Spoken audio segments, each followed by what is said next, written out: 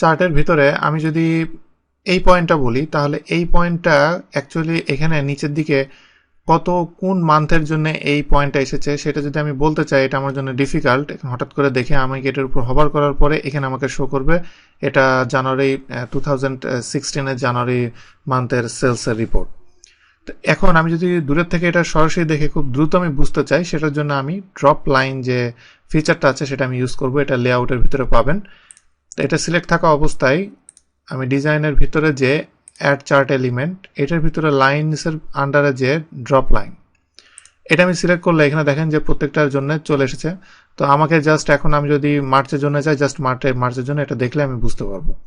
তো আমি খুব দ্রুত আর কি দেখে এটা বুঝতে পারবো যে অ্যাকচুয়ালি এটা কোন মান্থের জন্য এই পয়েন্টটা।